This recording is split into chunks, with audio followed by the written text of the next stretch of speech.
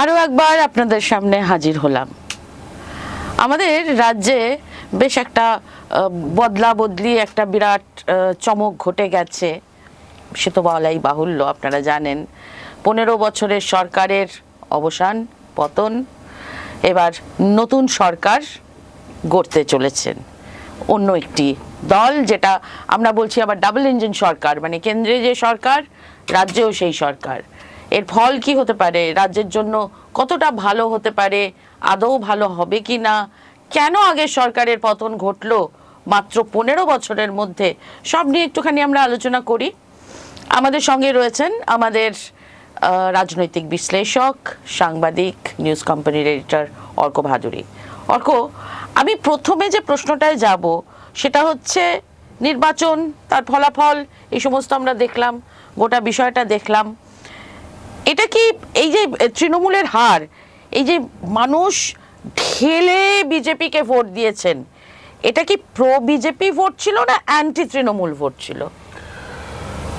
এই প্রশ্নটার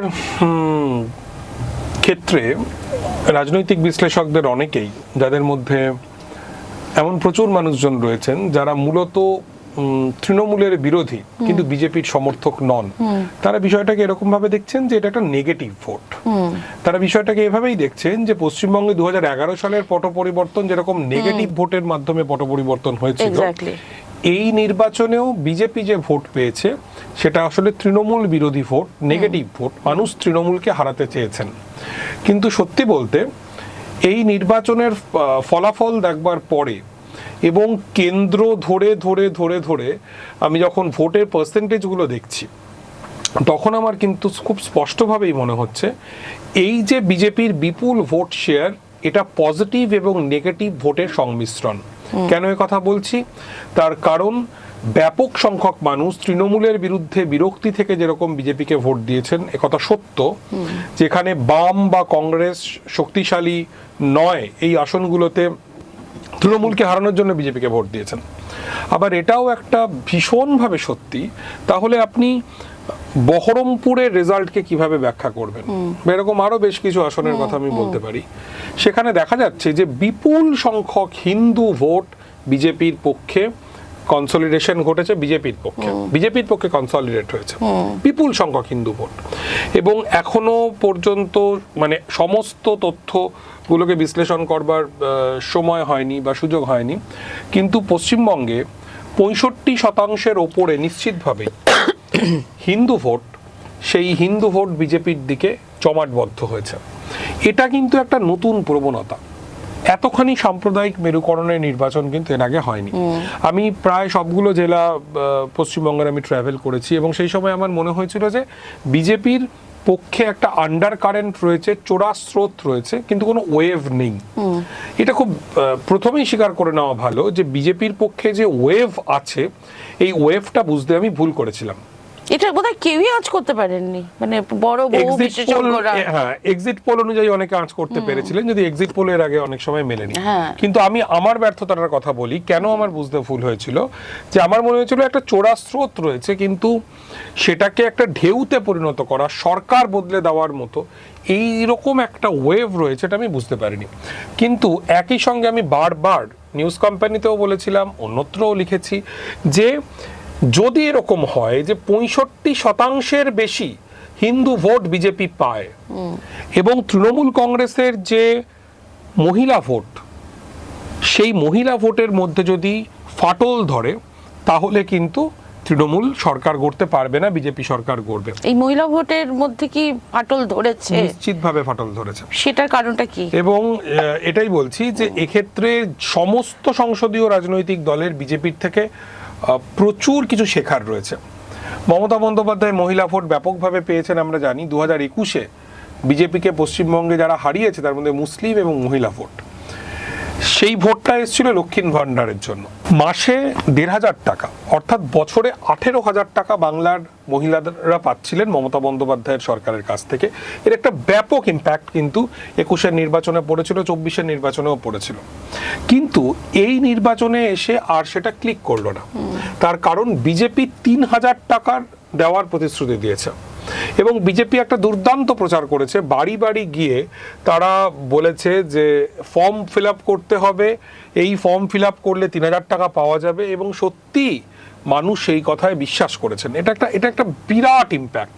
তার সঙ্গে আরো একটা কথা আমি বলবো, সেটা হচ্ছে হিন্দু ভোটের কনসলিডেশন যেমন হয়েছে, মহিলা ভোট যেরকম ভাগ হয়েছে, একই রকম ভাবে আমরা যদি দেখি যে তৃণমূল কংগ্রেসের সংখ্যালঘু ভোট সেটা আগের মতো এক জায়গায় থাকেনি।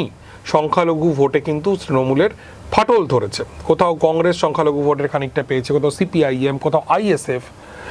কাজেই অনেকগুলো ফ্যাক্টর তৃণমূলের বিরুদ্ধে গেছে। একই সঙ্গে আরও একটা কথা যেটা কিন্তু বলতেই হবে, তৃণমূল কংগ্রেসের বিরুদ্ধে একটা ব্যাপক প্রতিষ্ঠান বিরোধিতার হাওয়া কিন্তু ছিল। সেই প্রতিষ্ঠান বিরোধিতাটা কতখানি তীব্র সেটা আমরা ভোটের ফলেই দেখতে পাচ্ছি। তৃণমূলের 15 বছরে কার্যত রাজ্যে কোনো নতুন শিল্প আসেনি, স্কুল সার্ভিস বা অন্যান্য চাকরির পরীক্ষার অবস্থা কি আমরা জানি, বেকার যুবকদের একটা ব্যাপক ক্ষোভ, এবং একদম দগদগে ক্ষত চোখের সামনে চলে এলে যেরকম হয় সেরকম ছিল তৃণমূল কংগ্রেসের দুর্নীতি, ব্যাপক দুর্নীতি।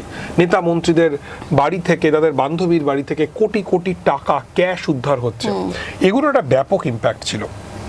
এবং একই সঙ্গে অভয় আন্দোলন খুব গুরুত্বপূর্ণ, নারী নির্যাতন, নারী নিরাপত্তা পশ্চিমবঙ্গে বিপন্ন, এইরকম আমরা দেখেছি চোখের সামনে। এবং মানুষ তো তার যাপিত জীবনের অভিজ্ঞতার ভিত্তিতে ভোট দেন। তৃণমূলের ছোট ছোট নেতা যারা এলাকার নেতা, তাদের ব্যাপক ঔদ্ধত্য, দাদাগিরি, এই সমস্ত কিছু একটা প্রতিষ্ঠান বিরোধিতার হাওয়া তৈরি করেছিল। তার সঙ্গে মিশেছিল হিন্দু ভোটের কনসলিডেশন এবং মুসলিম ভোট বিভাজিত হওয়া, এবং একই সঙ্গে খানিকটা হলেও মহিলা ভোট ভেঙে যাওয়া, বিজেপির দিকে চলে আসা। এই সব কিছুর ফল হচ্ছে এবারের এই নির্বাচনে তৃণমূলের এই ব্যাপক পরাজয়। আমি শেষ আরও একটা কথা কিন্তু বলতে চাই, সেটা হচ্ছে যে 2011 সালের নির্বাচনে তৃণমূল কংগ্রেস যে বিপুল জয় পেয়েছিল, তার যে বীজ বোনা হয়েছিল 2008 সাল থেকে, সেই সময় পঞ্চায়েত ভোটে, সেই সময় সাচার কমিটির রিপোর্ট প্রকাশিত হয়েছিল। এই যে সাচার কমিটির রিপোর্ট প্রকাশিত হয়েছিল, তাতে মুসলমান সমাজের অনুন্নয়ন নিয়ে প্রচুর কথাবার্তা ছিল, কিন্তু তখনও তৃণমূলের সঙ্গে বিজেপির জোট থাকার কারণে বাংলার মুসলিমরা তারা মমতা বন্দ্যোপাধ্যায়কে, তৃণমূলকে সেইভাবে বিশ্বাস করতেন না। তৃণমূল কংগ্রেস যেটা করলো, মমতা বন্দ্যোপাধ্যায় যেটা করলেন, এই যে বামফ্রন্টকে বেকায়দায় ফেলতে, মুসলমান সমাজের সমর্থন নিজের দিকে নিয়ে আসবার জন্য তিনি সাচার কমিটির রিপোর্টকে হাতিয়ার করলেন। একই সঙ্গে আমরা দেখলাম যে তৃণমূলের মঞ্চে মুসলিম ধর্মগুরুদেরকে আমরা দেখতে শুরু করলাম, আমরা মমতা বন্দ্যোপাধ্যায়কে মাথায় কাপড় টানতে দেখলাম। সবচাইতে দুঃখের বিষয় হচ্ছে এই যে সিপিআইএম বা বামফ্রন্টের কাছ থেকে মুসলিম ভোট কেড়ে নেওয়ার জন্য মমতা বন্দ্যোপাধ্যায় মুসলিম উদ্যোগপতি, মুসলিম গবেষক, এই ধরনের মুসলিম সমাজের এই অংশকে তিনি ব্যবহার করলেন না, তিনি ব্যবহার করলেন ধর্মগুরুদের, এবং তারপর ইমাম ভাতা ইত্যাদি ইত্যাদি আমরা সব দেখলাম। বামপন্থীরা সেই সময় সমালোচনা করেছিলেন এই বলে যে মমতা বন্দ্যোপাধ্যায় যদি এরকমভাবে ইমাম ভাতার রাজনীতি চালিয়ে যান, তাহলে বিজেপিও তো সাম্প্রদায়িক মেরুকরণের সুযোগ পাবে, তারাও পুরোহিত ভাতা চালু করতে পারবে। কিন্তু বামপন্থীরা ক্রমশ ক্ষয়িষ্ণু হয়ে গেলেন। 2018 পর্যন্ত তারা তাও যাওয়া ছিলেন। 18 সালের পঞ্চায়েত নির্বাচনে তৃণমূল কংগ্রেস ব্যাপক সন্ত্রাসের মাধ্যমে বামপন্থীদেরকে একদম শেষ করে দিল। এই যে ফাঁকা জমিটা তৈরি হলো কংগ্রেস এবং বামপন্থীদের অবর্তমানে, এই জমিটা কিন্তু বিজেপি দখল করলো। এবং যেরকম ইন্টারেস্টিং, এইবারের নির্বাচনে যেটা হলো, একদিকে হিন্দু ভোট কনসলিডেশন ঘটিয়েছে, অন্যদিকে 2021 সালের নির্বাচনের পর মমতা বন্দ্যোপাধ্যায় কি করলেন, এই নিয়ে আমরা নিউজ কোম্পানিতে আমরা আলোচনা করেছি, আমরা আলাদা এপিসোড করেছি। মমতা বন্দ্যোপাধ্যায় যেটা করলেন সেটা হচ্ছে তিনি সফট হিন্দুত্বের রাজনীতি প্র্যাকটিস করতে শুরু করলেন। বিজেপি সরকার অযোধ্যায় মন্দির বানাচ্ছে, তিনি এখানে দীঘায় মন্দির বানাচ্ছেন, জগন্নাথ দেবের মন্দির তিনি তৈরি করছেন, তিনি নিউ টাউনে দুর্গা অঙ্গন তৈরি করছেন। অর্থাৎ তিনি প্রমাণ করতে চাইলেন যে বিজেপি যতটা হিন্দু, তিনিও ততটাই হিন্দু। তিনি বিজেপির মাঠে খেলতে গেলেন। এই রকম খেলতে গিয়েছিলেন পি চিদম্বরম। তিনি তার নির্বাচনী ক্ষেত্র সর্বত্র ভরিয়ে দিয়েছিলেন হনুমানের মূর্তি বসিয়ে। কিন্তু বিষয়টা হচ্ছে, যখন আপনার সামনে দুটো অপশন, আসল সোনা এবং সিটি গোল্ড, তখন আপনি কিন্তু সবসময় আসল সোনাটাই কিনবেন, তাই না? একই রকমভাবে মমতা বন্দ্যোপাধ্যায় পশ্চিমবঙ্গে যে সামাজিক ভাবে যে হিন্দুত্বের পরিসর তৈরিতে গুরুত্বপূর্ণ ভূমিকা পালন করলেন। তিনি কখনো দুধেল গাই বললেন মুসলিম সমাজকে।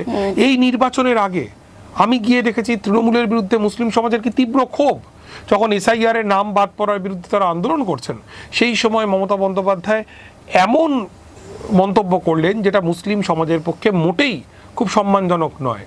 কাজেই এই যে মমতা বন্দ্যোপাধ্যায় হিন্দুত্বের রাজনীতির জমি তৈরি করে দিলেন, বিশেষ করে শেষ 5 বছরে, এই হিন্দুত্বের রাজনীতির যে তৈরি জমিতে বিজেপি তার ফসল ফলালো এবং আজকে আমরা দেখতে পাচ্ছি যে বিজেপি বিপুলভাবে ক্ষমতায়। এই যে যেটার উল্লেখ তুমি করলে, আমি সেটা আর একটু স্পষ্টভাবে বলি যে মমতা বন্দ্যোপাধ্যায় নির্বাচনী প্রচারে এইরকম হুমকি দিয়েছিলেন যে একটা কমিউনিটিকে যখন লেলিয়ে দেব দেখবে সাফ হয়ে যাবে। তারপরে আমরা দেখলাম জেতার পর, এই নির্বাচনে জেতার পর, ভবানীপুর কেন্দ্রে জেতার পর শুভেন্দু অধিকারী তিনি স্পষ্টই বললেন, আমাকে মুসলমানরা ভোট দেননি, আমাকে হিন্দুরা ভোট দিয়েছেন, হিন্দুরা আমাকে ঢেলে ভোট দিয়েছেন, এমনকি বাম হিন্দু যারা তারাও আমাকেই ভোট দিয়েছেন। এই যে দুই অনেক উঁচু লেভেলের দুই রাজনীতিকের লড়াইয়ে এই যে মেরুকরণের যে ছায়া আমরা দেখতে পাচ্ছি, এটা আমাদের রাজ্যের জন্য কতটা সিগনিফিকেন্ট, বা আমাদের রাজ্যের জন্য এটা কি হতে পারে? এটা একটা মারাত্মক বিপজ্জনক জায়গায় আমরা গিয়ে পৌঁছলাম। এই যে আমাদের যে পশ্চিমবঙ্গের যে ধর্মনিরপেক্ষতার সংস্কৃতি, প্রগতিশীলতার সংস্কৃতি, এই যে জমি, এই জমিতে কিন্তু ফাটল অনেক দিন ধরেই ধরছিল, অনেক দিন ধরে ধরছিল। আমরা যদি দেখি তৃণমূল কংগ্রেসের রাজনীতি, তৃণমূল কংগ্রেসও কিন্তু বিজেপির মতো করেই রামনবমীতে মাথায় পাগড়ি পরে হাতে তরোয়াল নিয়ে তারা বেরিয়ে পড়েছিল। একদিকে মমতা বন্দ্যোপাধ্যায়ের বিরুদ্ধে অভিযোগ হচ্ছে তিনি মুসলিম তোষণ করেন, অন্যদিকে আমরা কি দেখলাম? অন্যদিকে আমরা দেখলাম মমতা বন্দ্যোপাধ্যায়ের আমলে রাজ্যে আরএসএস এর শাখা প্রচুর বাড়লো। আমরা দেখলাম মমতা বন্দ্যোপাধ্যায় ঠিক সেই কাজগুলো করছেন, সেই কথাগুলো বলছেন যে কাজগুলো বিজেপির করার কথা, যে কথাগুলো বিজেপির বলার কথা। এবং আবারও সেই যে মানুষ সোনা ফেলে সিটি গোল্ডকে নেয় না, নেওয়ার কথা নয়, সেই কারণে যে মমতা বন্দ্যোপাধ্যায় সফট হিন্দুত্বের রাজনীতি প্র্যাকটিস করছিলেন, সেই মমতা বন্দ্যোপাধ্যায়কে মানুষ প্রত্যাখ্যান করে মানুষ কড়া হিন্দুত্বের যে দল, রাজনৈতিক দল বিজেপি, তাকে ভোট দিলেন। শুভেন্দু অধিকারী বিজেপির অত্যন্ত গুরুত্বপূর্ণ নেতা। তিনি যেভাবেই হোক নন্দীগ্রামে আগেরবার জিতেছিলেন এবং এবছরেও তিনি ভবানীপুরে জিতলেন, নন্দীগ্রামেও জিতলেন। অনেকে বলছেন যে তিনি মুখ্যমন্ত্রী হবেন, আমরা জানি না কে মুখ্যমন্ত্রী হবেন, কিন্তু তিনি মুখ্যমন্ত্রী হলে তিনি 100% পশ্চিমবঙ্গবাসীরই মুখ্যমন্ত্রী। তিনি মুসলিম সমাজেরও মুখ্যমন্ত্রী। এটা গণতন্ত্রের খুব বেসিক একটা জায়গা। আমাদের সংবিধানের অন্যতম গুরুত্বপূর্ণ বিষয় হচ্ছে ধর্মনিরপেক্ষতা। শুভেন্দুবাবু যদি ধর্মনিরপেক্ষতার বিরোধিতা করেন, তাহলে প্রমাণ হবে তিনি আসলে এই দেশের বিরোধিতা করছেন, এই দেশের ফাউন্ডেশনগুলোর বিরোধিতা করছেন। তিনি দেশদ্রোহী বলে পরিগণিত হবেন আগামীর চোখে। কাজেই এটা একটা খুব বিপজ্জনক প্রবণতা। মমতা বন্দ্যোপাধ্যায় যখন বলেছিলেন একটি সম্প্রদায়কে লেলিয়ে দেব, তার থেকে বড় অপমান মুসলিমদের খুব একটা হয় না। ভয়ঙ্কর অপমান করেছিলেন মমতা বন্দ্যোপাধ্যায়। মুসলিমরা বিরক্ত হয়ে গিয়েছিল। মুসলিমরা নট অনলি ড্যামেজিং তো বটেই, অপমানজনক। এটা বলতে পারেন না যেটা মমতা বন্দ্যোপাধ্যায় বলেছিলেন। আর শুভেন্দু অধিকারী কি করছেন? শুভেন্দু অধিকারী মমতা বন্দ্যোপাধ্যায়ের যে মুসলিম দলদের মুখোশটা ছিল, সেই মুখোশটাকেও তিনি খুলে ফেলছেন। তিনি সরাসরি মুসলিমদেরকে, সংখ্যালঘুদেরকে আক্রমণ করছেন। এটা অত্যন্ত বিপজ্জনক। কাজেই এই মুহূর্তে দাঁড়িয়ে আমাদের রাজ্য একটা অত্যন্ত বিপজ্জনক মোড়ে দাঁড়িয়ে রয়েছে, যেখানে হিন্দু ভোটের ব্যাপক কনসলিডেশন হয়েছে, যেখানে রুটি রুজি, কর্মসংস্থান, নারী নিরাপত্তা, এই সব কিছু পেছনের সারিতে চলে যাচ্ছে। সামনে এসে দাঁড়াচ্ছে শুধু ধর্মের পরিচয়, সামনে এসে দাঁড়াচ্ছে শুধু আমি হিন্দু না তুমি মুসলিম, এই পরিচয়ের রাজনীতি। এটা একটা ভয়ঙ্কর মারাত্মক ফ্যাসিস্ট প্রবণতা। এত বড় দুঃসময় বাংলার ইতিহাসে আজ পর্যন্ত কখনো আসেনি। আমি দীর্ঘ করব না, শেষ করব। 1947 সালে যখন দেশভাগ হলো, সেই দেশভাগের কাঁটা তার দুটো রাজ্যের বুকের ওপর দিয়ে গিয়েছিল, বাংলা আর পাঞ্জাব। যেই দুটো রাজ্য সবচাইতে বেশি প্রাণ দিয়েছে ব্রিটিশের বিরুদ্ধে লড়তে, সবচাইতে বেশি আন্দামানে গিয়েছে। আর আমাদের বাংলা, আমাদের সৌভাগ্যের বিষয়, সেই সময়ই 47-এর পরেই 48, 49, 50, 51, 52 প্রথম নির্বাচন, 57 দ্বিতীয় নির্বাচন, আমাদের রাজ্যের কিন্তু ব্যাপক কমিউনাল মেরুকরণের সম্ভাবনা ছিল, কারণ আমাদের দেশভাগের ক্ষত রয়েছে। কিন্তু সেই সময় কিন্তু কমিউনাল মেরুকরণের ভিত্তিতে ভোট হয়নি। 8 দশক, 80 লং ইয়ার্স পশ্চিমবঙ্গ এই সাম্প্রদায়িকতার যে দানবকে আটকে রেখেছিল, যেভাবে হোক আটকে রেখেছিল। বিচ্ছিন্ন ঘটনা ঘটেছিল কিন্তু আটকে রেখেছিল। সবচাইতে যন্ত্রণার হচ্ছে এই ধর্মনিরপেক্ষতার সৌধ আজ আমাদের চোখের সামনে ভেঙে পড়ছে। এটা একটা বিপজ্জনক সময়। আজকে আপাতত আমরা এই আলোচনাটা এখানে শেষ করি। আমরা আবারও আসবো, আবারও ফিরবো নানা বিশ্লেষণ নিয়ে, এবং এই সময়টা তো সত্যি দেখে নেব আমরা কিভাবে অস্তিত্বের লড়াই, কিভাবে সমতার লড়াই, কিভাবে সম্প্রীতির লড়াই আমরা করতে পারি। আমরা ফিরবো আবার আপনাদের সামনে, সঙ্গে থাকুন।